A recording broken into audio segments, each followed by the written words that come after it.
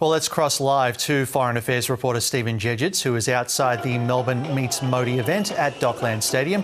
Stephen, describe the scene for us.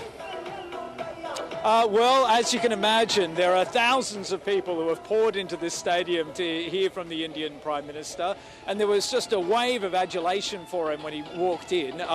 Obviously, Mr. Modi has got a complicated legacy, and there were protesters outside the stadium ahead of time, some from the Muslim community, others from the pro-Khalistan community, essentially a separatist group saying that the government doesn't deserve to be valorised because of human rights abuses. But most people we've spoken here to today say they're just delighted to be here because Mr. Modi makes them proud of their Indian heritage. And that's a message that we've got time and time again. Now, interestingly, Mr. Modi has only just started speaking right now, so we can't tell you much about what his speech has got. But we have heard from both Jacinta Allen and Anthony Albanese. An interesting thing, Anthony Albanese got a positive response when he walked in. There was a cheer, but Jacinta Allen was greeted with what could be described as desultory applause at best, and even a few boos in the stadium. So a very mixed reaction here in the stadium.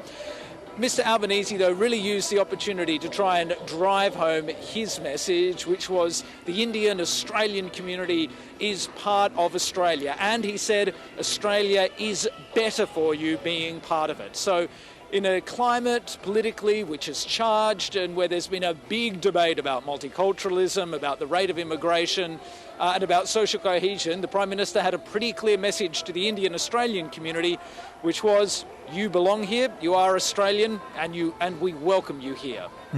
Now, Stephen, Narendra Modi has held events like this in Australia before. While there's clearly a lot of support for him, does it paint over some of the serious criticism that he's received surrounding his more populist brand of politics? Yeah, look, inevitably events like this will paint over it, right? Because they are here, they're essentially rallies on behalf of Mr. Modi. So, of course, they're not going to dwell on it. But, you know, so in that sense, you're never going to get a complete picture of Mr. Modi's legacy, which is a really, really complicated one. And when you look at what Mr. Modi has done, there are some things which are extraordinary, and people here have talked about it all the time. They talk about the clean energy revolution which India has seen, something that many people would not have predicted. The rate of infrastructure that has been developed, again, something that Mr. Modi gets a lot of credit for. And then the thing that people come back to time and time again is the fact that Mr. Modi makes them feel proud of their Indian heritage on the world stage. But you're absolutely right. There are also voices inside the Indian diaspora and globally who have real concerns about Mr. Modi, who say that he's really curbing media freedom, that institutions that hold up Indian democracy are being white-handed.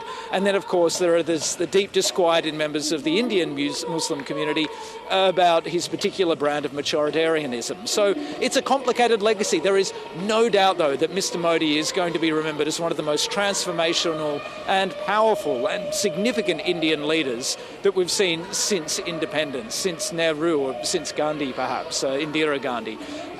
It's a complicated legacy, but when you talk to people here, they want to focus on what they believe Mr. Modi has done for the country. And in their estimation, largely, he has overwhelmingly been a boon for India. And Stephen, you touched on it before. We were hearing ahead of this gathering that there were going to be protests ranging from human rights groups to white supremacists. What have you been seeing? Yeah, there have been. There have been a small group of anti-immigration protesters outside who are, as far as I can see, trying to draw a reaction from the crowd. Most people largely steered clear of them.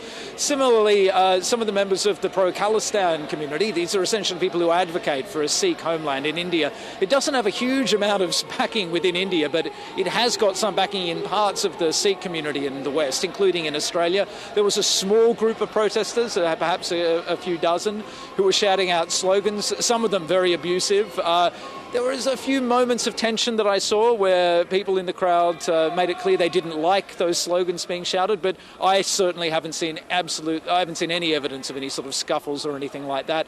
And the numbers of protesters overall, compared to the crowd anyway, have been pretty small. Overwhelmingly, the people who are here are very much pro-Modi and very, very keen to make that known.